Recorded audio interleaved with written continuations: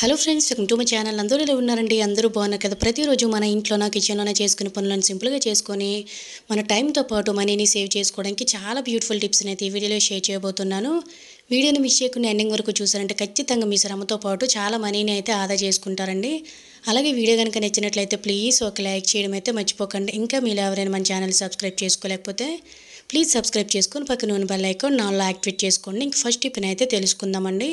ఇప్పుడైతే మనకి చలికాలం కదండి. చలికాలంలో చాలా ఎక్కువగా ఇలా ఎక్కడ చూసినా కూడాను చిన్న చిన్న దోమలు అనేవి ఎగురుతూనే ఉంటాయండి కిచెన్లో ఏది పెట్టినా కూడాను. సో అలా మనకి ఇవి ఇంట్లో ఇంకా రాకుండా చిరాకు తెప్పించకుండా ఉండాలంటే ఒక మంచి టిప్ అనేది తెలుసుకుందామండి. మనం ఎంత నీట్గా ఉన్నా కూడాను ఈ కాలంలో చాలా ఎక్కువగానే ఉంటాయి. అలాంటప్పుడు సింపుల్గా ఇలా ట్రై చేయండి. ఒక బౌల్ తీసుకుని ఇందులోన 1 టీ స్పూన్ వరకు సాల్ట్ని అయితే వేసుకొని, అలాగే ఒక కర్పూరం బిళ్ళను కానీ 2 బిళ్ళలు కానీ ఇలా మెత్తగా పౌడర్ చేసుకోవాలంటే కర్పూరం బిళ్ళల వల్ల మనకి ఏంటంటే ఈ పురుగులు లాంటివి గట్రా అస్సలు వాలకుండా ఉంటాయండి.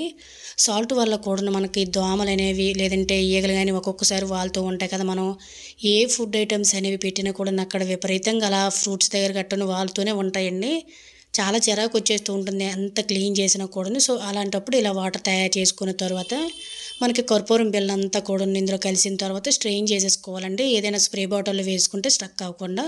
సో ఈ విధంగా వేసుకున్న తర్వాత చూసారు కదండి ఎంత నీట్గా ఉన్నా కూడా మనకి ఇటువంటి ఫ్రూట్స్ దగ్గర గట్టను వాళ్తూనే ఉంటాయండి. ఇలా స్ప్రే చేసేయండి. మనం మార్నింగ్ లేచిన తర్వాత కిచెన్ అంతా క్లీన్ చేస్తాం కదండి. సో ఇలా కిచెన్ అంతా క్లీన్ చేసేసిన తర్వాత ఇలా వాటర్ తయారు చేసుకొని పక్కన పెట్టేసుకొని కిచెన్లోన గట్టున్న చక్కగా స్ప్రే చేసుకున్నాం అనుకోండి మంచి స్మెల్ అనేది వస్తుంది. అలాగే దోమలు, పురుగులు, ఈగలు లాంటివి కూడాను ఇంట్లోకి చక్కగా రాకుండా ఉంటాయండి. అలాగే కర్పూరం బిళ్ళ వల్ల కూడాను మనకి కిచెన్ అంతా కూడాను మంచి స్మెల్ అనేది వస్తుంది. అలాగే నెగిటివ్ ఎనర్జీ లాంటిది కూడాను రాకుండా ఉంటుంది. ఈ చలికాలంలో ఎక్కువగా ఈ పురుగులు అనేవి ఇంట్లోనూ ఎగురుతూ ఉంటాయండి. ఎందువల్లంటే మనకి ఎండలు అనేవి ఎక్కువ కాబట్టి చెమ్మగా ఉంటుంది అంత క్లీన్ చేసినా. సో అలాంటప్పుడు ఇలా మనం డైనింగ్ టేబుల్ దగ్గర కూడాను మనం తినేటప్పుడు అవి ఇవి పడుతూ ఉంటాయి కాబట్టి అలా ఎగురుతూనే ఉంటాయండి. సో ఇలా డైలీ కూడాను డైనింగ్ టేప్స్ లేదంటే మన కిచెన్ ఏరియా అంతా కూడాను క్లీన్ చేసామంటే సో ఈ కర్పూరం బిళ్ళకి మనకి బొద్దింకలు బల్లులు కూడా ఇంట్లోకి రావు. అలాగే పురుగులు కూడా ఉండవండి.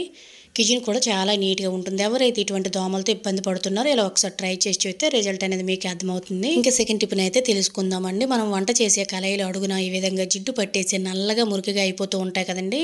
సో దీనికైతే లైట్గా పట్టేసిందండి. ఇంతకుముందు నేను క్లీన్ చేశాను. సో దీన్ని ఇప్పుడు నేను క్లీన్ చేసేటప్పుడు మీకు కూడా యూజ్ అవుతుంది అనేది టిప్ ఈ వీడియోలో షేర్ చేయబోతున్నానండి. సో ఈ విధంగా మనకి ఇంట్లో ఎక్స్పైర్ డేట్ అయిపోయిన ట్యాబ్లెట్స్ అనేవి ఉంటాయి కదండి. వాటిని మనం ఎందుకు పనికిరావని పడేస్తూ ఉంటాము. వాటితో ఈ విధంగా మనం కళాయిలు అవి క్లీన్ చేసుకోవడానికి చాలా బాగా యూజ్ అవుతాయండి. లోన వైపు అయితే క్లీన్ చేసుకోకూడదు. బయట వైపు మనకి నల్లగా మురికి అనేది పట్టేస్తూ ఉంటుంది కదండి. జిడ్డు గట్టును పట్టేస్తుంది. దాని మీద ఈ విధంగా ఒక ట్యాబ్లెట్ని అయితే నేను తీసుకున్నాను. ఎక్స్పైర్ డేట్ అయిపోయింది. సో దాన్ని మెత్తగా పౌడర్ చేసుకొని కొంచెం విమ్ లిక్విడ్ వేసేసుకొని ఒక స్క్రబ్తో ఈ విధంగా గట్టిగా రుద్దామంటే ఇటువంటి ఎంత నల్లగా మురికిగా పట్టేసిన ఇన్ని సంవత్సరాలు బట్టి ఉన్న జిడ్డు అయినా కూడాను సింపుల్గా రిమూవ్ అయిపోతుందండి. కొత్త వాటిలా ఉంటాయి. అప్పుడప్పుడు మీరు నెలకు ఒకసారి 2-3 నెలలకు ఒకసారి ఇలా ఒక్కసారి మీ ఇంట్లో ఉండే కళాయిలు కానీ లేదంటే తపేళ్ళు అడుగున కూడా నల్లగా అయిపోతాయి కదా. వాటిని క్లీన్ చేసి చూడండి. రిజల్ట్ అనేది మీకు అర్థమవుతుంది. సో నేనైతే చూసారు కదండి నీట్గా వాష్ చేసేసి తుడిచేసి అయితే చూపిస్తున్నాను. దీని వలన మన టైంతో పాటు మన ఇంట్లోని వస్తువులు కూడాను కొత్త వాటిలో అద్దంలో మెరుస్తాయండి. యూజ్ అవుతుందంటే ట్రై చేయండి. ఇంకా థర్డ్ టిప్ని అయితే చూద్దాం. ఇంట్లో రైస్ అనేది వాడేటప్పుడు తెచ్చుకునేటప్పుడు బాగానే ఉంటుంది కానీ కొన్ని రోజులు గడిచేసరికి బియ్యంలోనే పురుగు అనేది స్టార్ట్ అయిపోతుంది కదండి. సో మనం ఎంత జాగ్రత్తగా ఉంచుకున్నా ఒక్కొక్కసారి పురుగు అనేది ఎక్కువగా పట్టడానికి రీజన్స్ ఏంటంటే మనం తడి చేతులు కానీ లేదంటే గ్లాసులు అవి పెట్టేటప్పుడు ఆ గ్లాసులు అనేవి తడిగా ఉండేటప్పుడు కూడా పురుగు అనేది చాలా తొందరగా మనకైతే పట్టేస్తుంది. కొంతమంది ఎంత జాగ్రత్తగా కూడా ఉంచుకున్నా పురుగు పట్టేస్తుందని అంటూ ఉంటారండి. అలా పురుగు పట్టకుండా ఉండాలంటే మనం రైస్ బ్యాగ్ ఓపెన్ చేసేటప్పుడు ఈ విధంగా ట్రై చేసామంటే సో మనకి రైస్లో ఇంకొక పురుగు కూడా రాదండి. ఆల్రెడీ నేను ఇంతకుముందు వాడిని తిప్పానండి ఇది. సో అందువల్ల బియ్యంలో చూసారు కదా ఒక్క పురుగు కూడా లేదండి. కొద్దిగా టిష్యూ పేపర్స్ని ఈ విధంగా లేదంటే కాటన్ గుడ్డలనైనా తీసుకొని ఇందులో 1 టీ స్పూన్ వరకు కూడాను పసుపు అలాగే ఒక 5-6 మిరియాలను వేసేసుకొని ఇలా మీకు ఎన్ని ప్యాకెట్లు కావాలో ఇలా తయారు చేసేసుకొని సో మనం రైస్ బ్యాగ్లో పెట్టేసుకున్నాం అనుకోండి ఈ ఘాటుకి పురుగులు అనేవి పట్టబండి బియ్యం కూడా మళ్ళీ మనము అయిపోయినంత వరకు కూడా చక్కగా వాడేసుకోవచ్చు అనమాట. నేనైతే 2 ప్యాకెట్లు మాత్రమే తయారు చేశాను. బియ్యం తక్కువే ఉన్నాయండి. వీటిని వేసేసుకుని అడుగు వరకు కూడా వెళ్ళేటట్టు అయితే బియ్యంలో పడేసామంటే బియ్యం అనేది పురుగు పట్టకుండా ఫ్రెష్గా కొన్నట్లే ఉంటుంది. అలాగే ఫ్రెండ్స్ ఈ వీడియో కనుక మీకు నచ్చినట్లయితే ప్లీజ్ ఒక లైక్ చేయడం అయితే మర్చిపోకండి. మీరు ఒక లైక్ చేయడం ద్వారా ఇంకొంతమందికి ఈ వీడియో సజెస్ట్ అవ్వడం జరుగుతుంది కాబట్టి ప్లీజ్ ఒక లైక్ చేసి వెళ్ళడం అయితే మర్చిపోకండి.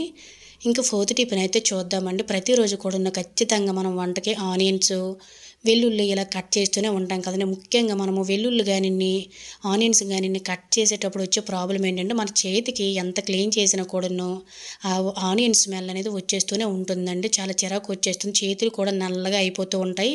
అలాగే గోళ్ళలో దూరిపోయే మురికిలాగా గోళ్ళు కూడా ఊడిపోతూ ఉంటాయండి. అలా మనము ఎన్ని ఆనియన్స్, వెల్లుల్లిపాయ కట్ చేసినా కూడా ఆ స్మెల్ అనేది మన చేతులకు ఉండకుండా ఉండాలంటే ఎలా క్లీన్ చేసుకోవడానికి ఒక మంచి టిప్ని అయితే తెలుసుకుందాము. ప్రతి ఒక్క ఆడవారికి కూడా టిప్ చాలా బాగా యూజ్ అవుతుందండి. బేకింగ్ సోడా అనేది ఉంటుంది కదండి, తిండి సోడా, వంట సోడా అని కూడా అంటూ ఉంటారు. దాన్ని కొద్దిగా ఈ విధంగా మన చేతులు అనేవి స్మెల్ అనేవి వచ్చేస్తున్నాయి అనుకున్నట్లయితే కొంచెం వేసేసుకొని చేతుల్లోన ఇలా వీడియోలో చూపిస్తున్న విధంగా గోలుతో పాటు వేళ్ళ మధ్యలో మొత్తం క్లీన్ చేసుకున్నాం అనుకోండి, ఈ స్మెల్ అంతా పోతుందండి. ఒక్కొక్కసారి మనం ఫిష్ లేదంటే చికెన్ కానీ కడిగేటప్పుడు కూడాను చేతులు అనేవి స్మెల్ ఇచ్చేస్తాయి కదండి. సో అలా మన చేతులు అనేవి స్మెల్ రాకుండా ఉండాలంటే ఇలా క్లీన్ చేసుకుంటే సరిపోతుంది. యూజ్ అవుతుందంటే తప్పకుండా ట్రై చేయండి. ఇంకా 5వ టిప్ని అయితే చూద్దామండి. మన ఇంట్లోనే ఇటువంటివి పిల్లలు స్కూల్కి వేసుకుని వెళ్ళే బెల్ట్లు కానీ లేదంటే మన హస్బెండ్స్ కానీ పెట్టుకునేటప్పుడు బెల్ట్లు అనేవి ఒక్కొక్కసారి పాడైపోతూ ఉంటాయి. లేదంటే ఇలా చిన్నవైపోతున్నప్పుడు పడేయకుండా ఎలా యూజ్ చేసుకోవాలనేది అయితే తెలుసుకుందాము. ప్రతి ఒక్క ఆడవారికి టిప్ చాలా చాలా యూజ్ఫుల్గా ఉంటుందండి. ఏంటంటే మన క్లిప్స్ అనేవి హెయిర్కి పెట్టుకునేవి చాలా ఎక్కువగా ఉంటూ ఉంటాయి కదండి. వాటిని మనం ఎక్కడ పడితే అక్కడ పడేస్తే ఒక్కొక్కసారి నితుక్కుంటూ ఉంటామండి. అలా నితుక్కోకుండా సింపుల్గా ఇలా మనము పడేసే బెల్ట్లకి చక్కగా క్లిప్స్ అన్నిటిని కూడా ఇలా ఒకే దగ్గర పెట్టేసుకున్నాం అనుకోండి, మాటి మాటికి మనం క్లిప్స్ అనేవి వెతుక్కోకుండా సింపుల్గా ఒకే దగ్గర ఎన్నిటినైనా హోల్ చేసుకోవచ్చండి. ఖచ్చితంగా మనకి బెల్ట్లు లెదర్వి గట్టా ఉంటూ ఉంటాయి కదా, సో వాటిల్లోనే మనం తీసేసుకొని ఈ విధంగా క్లిప్స్ అన్నిటిని కూడా పెట్టేసుకొని ఎక్కడైనా డోర్ బ్యాక్ సైడ్ కానీ లేదంటే నార్మల్గా మనకి ఎక్కడైనా హ్యాంగ్ చేసుకోవడానికి ఉన్నట్లయితే దానికి ఈ విధంగా మనం పెట్టుకోవడానికి కూడా చాలా సింపుల్గా ఉంటుందండి. క్లిప్స్ అన్నీ ఒకే దగ్గర ఉంటాయి. వెతుక్కునే పని ఉండదు. అక్కడెక్కడ పడేయవలసిన అవసరం లేదండి. సింపుల్గా ఇలా మనకి అన్నీ కనిపిస్తాయి కాబట్టి ఎప్పుడు ఏది కావాలనేది సింపుల్గా తీసి యూజ్ చేసుకోవడానికి చాలా బాగుంటుంది. యూజ్ అవుతుందంటే ట్రై చేయండి. 6వ టిప్ని అయితే చూద్దామండి. సో నార్మల్గా మన ఇంట్లో చిన్నపిల్లలు ఉండేటప్పుడు లేదంటే పెద్దవారికైనా కూడా చెవు అనేది ఒక్కొక్కసారి నొప్పి అనేది వచ్చేస్తూ ఉంటుంది కదండి. ముఖ్యంగా చిన్నపిల్లలకి అప్పుడప్పుడు చెవు నొప్పి అనేది వచ్చేస్తూ ఉంటుందన్నమాట. ఇలా మనము మందులవి వాడకుండా సింపుల్గా ఇంట్లోనే ఈ చిన్న చిన్న నొప్పులు తగ్గించుకోవడానికి ఒక మంచి టిప్ అనేది తెలుసుకుందామండి. మా పాపకి కూడా ఒక 2 డేస్ నుంచి చెవు అనేది పెయిన్ వస్తుందని చిన్నది వాపు కూడా వచ్చిందండి. క్లియర్గా వీడియోలో మీరు చూస్తున్నారు కదా. సో అలాంటప్పుడు సింపుల్గా ఇంట్లోనే ఎలా దీన్ని చక్కగా తగ్గించుకోవడానికి ఒక మంచి టిప్ అనేది తెలుసుకుందామండి. దానికోసం మన ఇంట్లోన జలుబు దగ్గు వచ్చేటప్పుడు విక్స్ అనేది వాడుతూ ఉంటాం కదా, దాన్ని తీసుకోవాలి.